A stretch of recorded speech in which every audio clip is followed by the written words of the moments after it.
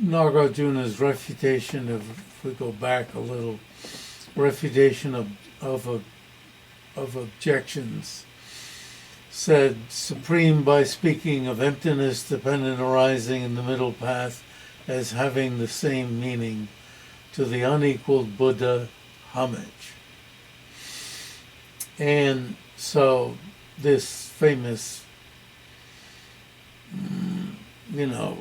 quandary that the Buddha's followers have been put in by Nāgārjuna's Chandrakirti and Tsongkhapa's having said that these three, emptiness, dependent arising, and the middle path, even, what does that mean? You would think is the practices.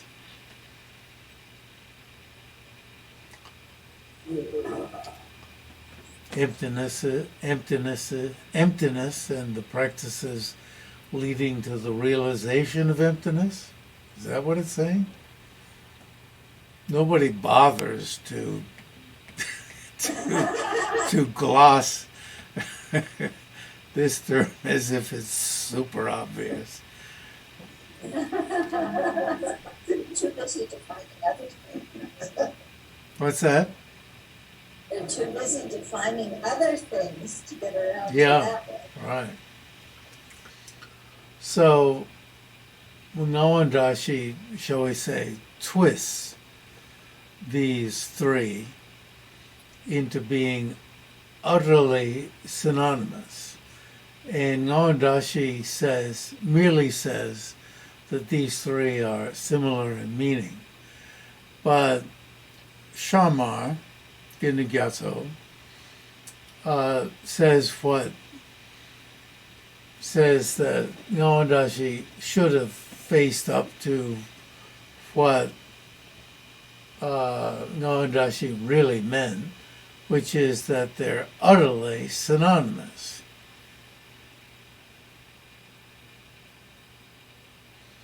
Which in Tibetan is synonymous equivalence, which the note tells us is, in Tibetan, is Tönchik Mingi Namtram. And when it's spelled out in that much detail in Tibetan, whatever is the one is the other. Whatever is the other, whatever is the one is the other. And that's how Ngag-wang-tra-shi attempts to get around the calling of these three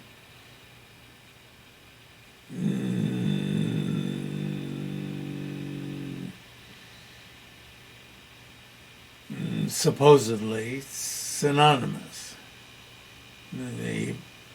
He's going to take them as utterly synonymous by saying not just emptiness, but phenomenon, something that is solely empty of true establishment. The thing that is empty of true establishment.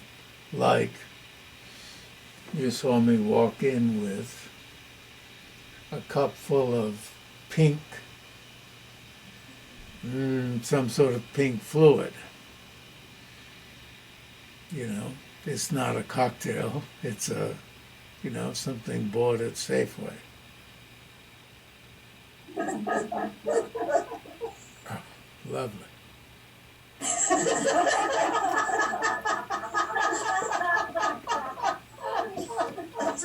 Pink grapefruit juice. Cup. So, green cup, brown cup, they're all, I don't know, they're all phenomena. The green cup is a phenomenon that is solely empty of true establishment. It's empty of inherent existence. Brown cup, obviously it's got coffee in it. I don't need it yet. And flower cup, very familiar, right? It's empty. Empty of inherent establishment.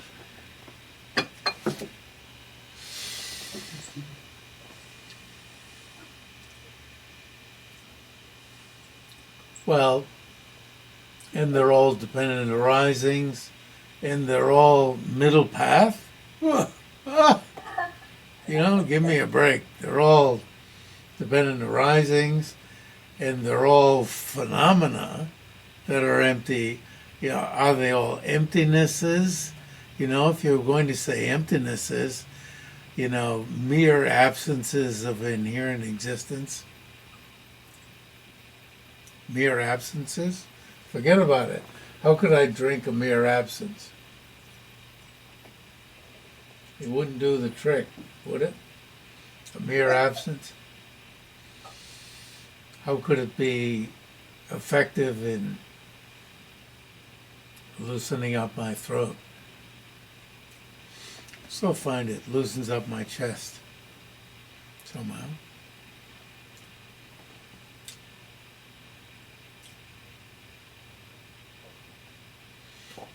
Okay.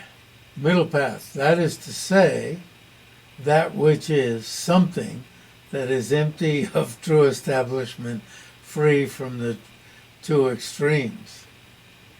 Ngag-wang-tra-shi is really straining. But he's making sense out of a nonsense statement that otherwise would be nonsense. Now, if one is a practitioner of Zen, this would be a good koan. Ngag-wang-tra-shi kind of pathetically just said, are similar in meaning. He chickened out. And so Zha-mar says, this appears to be in consideration of synonymous equivalence. That, what he had in mind really was synonymous equivalence. And so Hopkins, in case you didn't get the point, it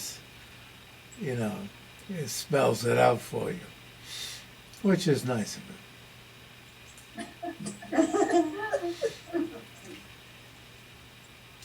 And then he lists them, and then he tells you, this is like Bob Dole, who ran for president as a Republican, would always refer to himself in the third person. So I'll refer to myself in the third person. Hopkins fashions a list of 3, blah, blah, blah. Okay.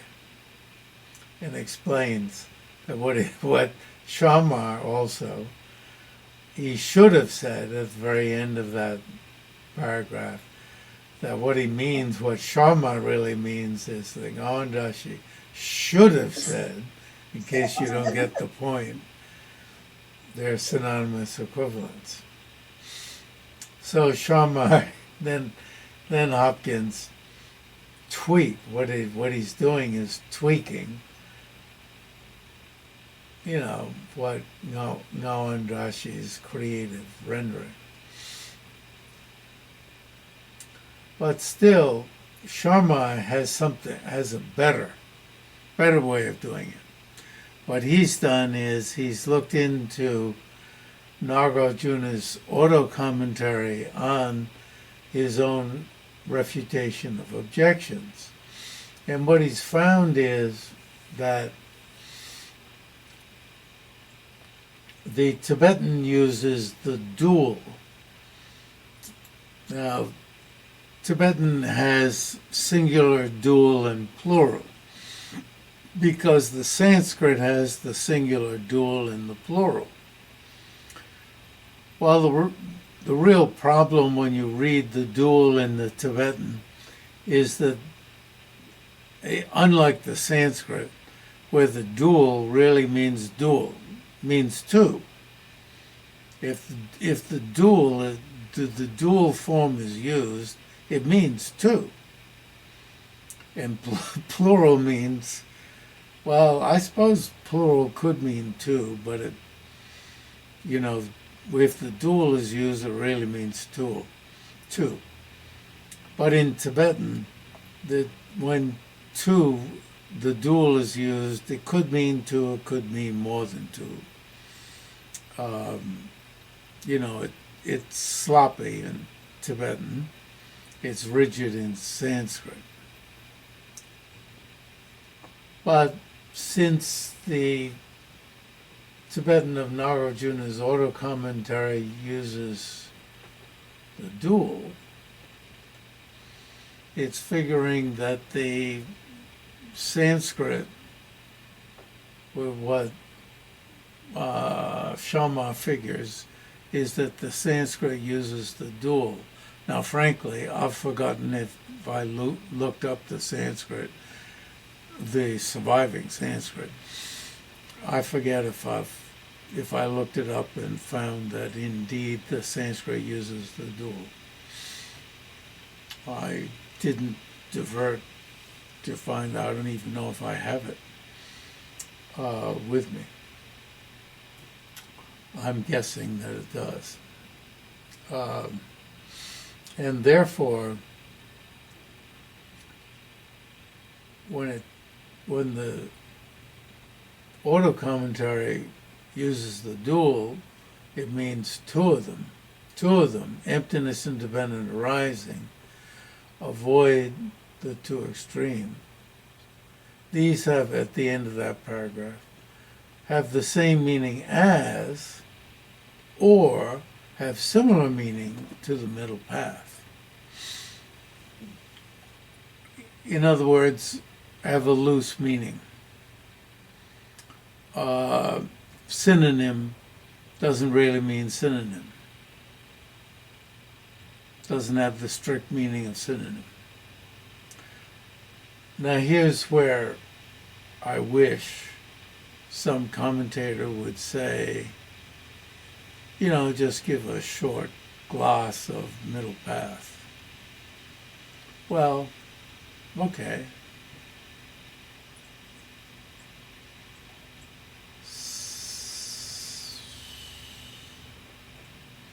But at least it loosens it up.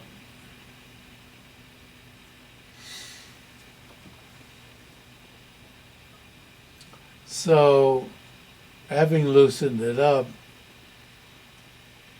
Zha-mar makes the point, well, this must be what Tsongkhapa, shall we say, should have meant.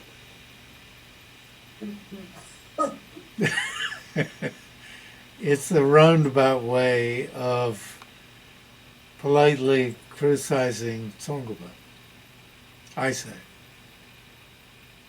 Politely. In other words, don't take Tsongkhapa so literally. We've got to loosen up and make this all loose, not as strict synonyms.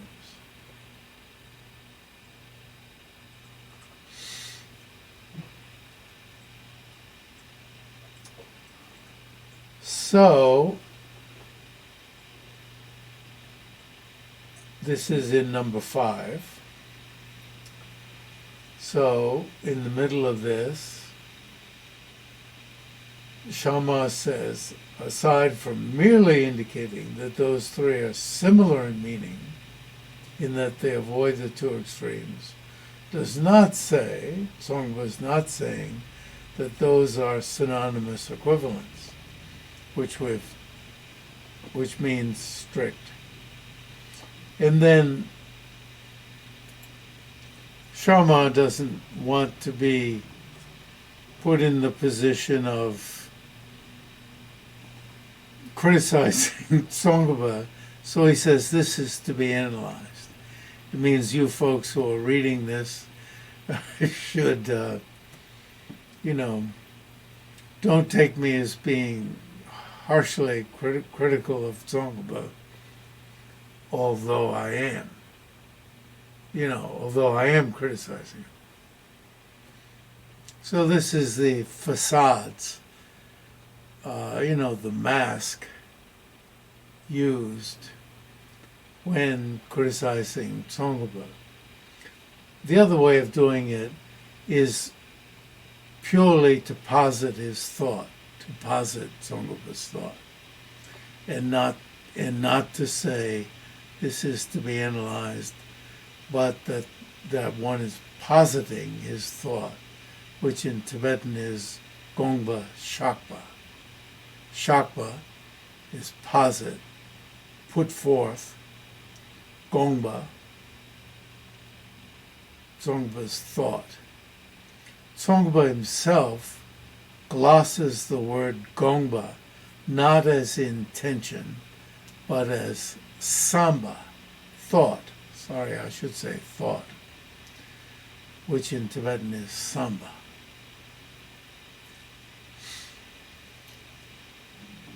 Many people translate the word in Tibetan, Gongpa, as intention.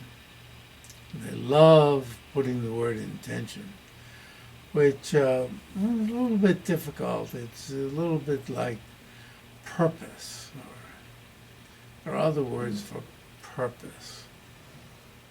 I tend not to do that. But once or twice I've had to use the word intention. I shocked a group of scholars one day in a conference. Anyway, by holding that view. Okay. And as Hopkins, at the very end of this says, he leaves the matter for the reader to analyze, but his preference is clear. He's not backing away from what he said.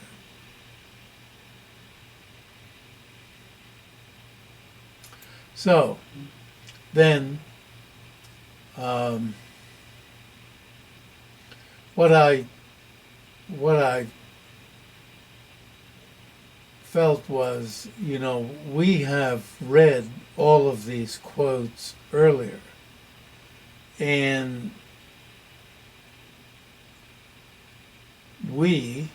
I'll put it on all of us, fiddled with these quotes.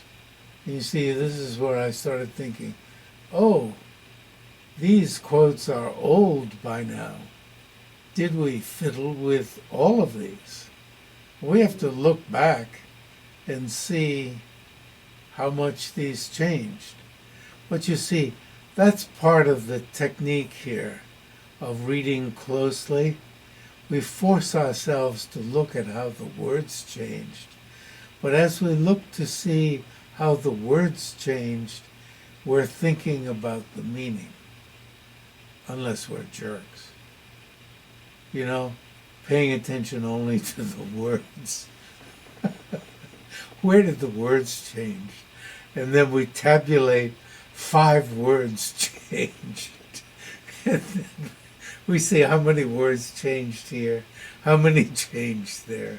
And we're satisfied with tabulating, making a list of the number of words changing for this author and that author.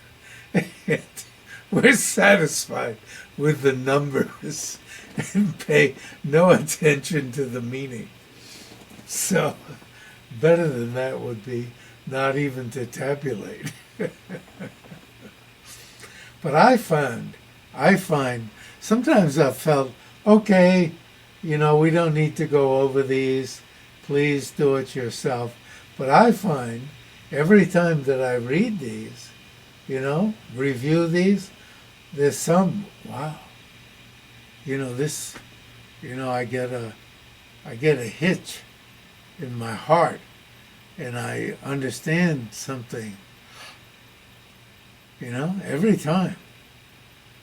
This stuff, this review is view anew.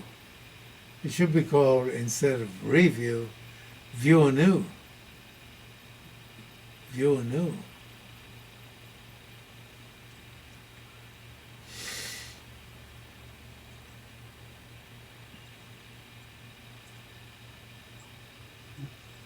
You read something, you know, down a few lines here, 4 or 5 lines in the middle, realize the existence of phenomena is not positable, even in the slightest, from the object's own side, and see the existence of phenomena as only existing dependent on another. And then you think about what another means. Even causes, depending on causes. That's how fragile. And wow. And then usually what appears to my mind also here is our wonderful habits, our who has such vast thought. And then also something silly appears. How she always likes this one. She thinks, oh, what's wrong with this one? What's wrong with this one is implicitly, you see. And how the others struggle. Even Tsongkhapa drops implicit, remember? Implicit. Implicit's out in all the others.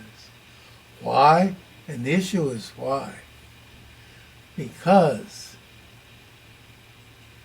even in, all of this, we're looking at it from the point of view of conceptual understanding. And remember, conceptual isn't just words.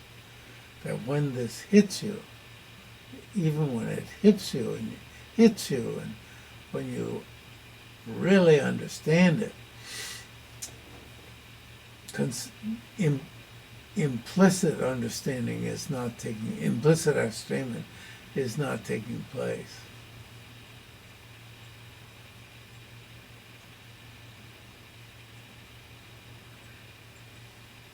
But they have some way of getting around that. And of course, one thing we're paying attention to, one aspect we're paying attention to, is how when Gyaltsaps, so to speak, or maybe when Tsongkhapa was teaching him actually, Tsongkhapa used implicit, but then dropped it himself, just below here.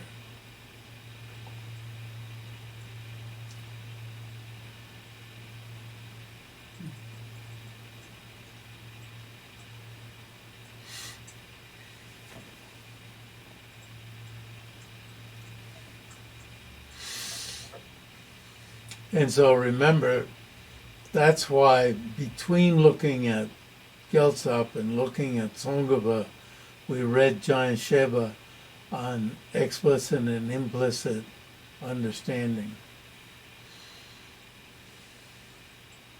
But patiently reading all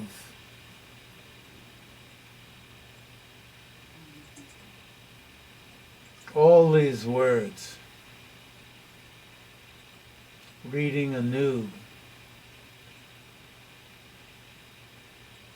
Yeah. And then what I also noticed, Tsongkhapa was born in 1357, and Gyaltsap was born 7 years later. They were contemporaries.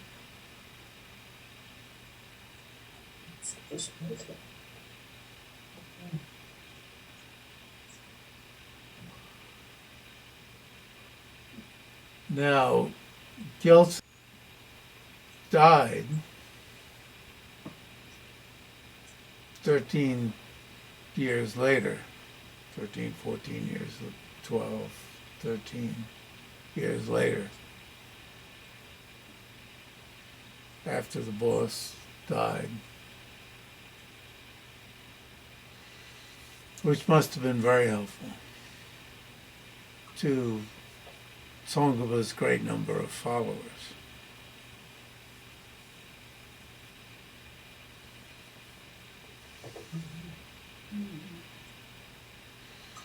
Now, it might be very helpful for us to read this out loud slowly. But maybe I won't. But take the opportunity. Ngag-wang-tra-shi, it's interesting. He has a different take. And he speaks of cause. And of course, it would be a huge mistake in reading him to not take advantage of reading him and just think, oh, he doesn't talk about parts and imputation, cause and then imputation, independence on the parts, and he doesn't talk about conceptual imputation and imputation and dependence upon conceptuality, kind of put him down or something like that. But take advantage of, just notice what's not there, but take advantage of what he's saying. So he produced the old textbooks of Serache. Jangyo Roe Dorje has the most detail. So he talks about many different levels after you've realized emptiness with inference.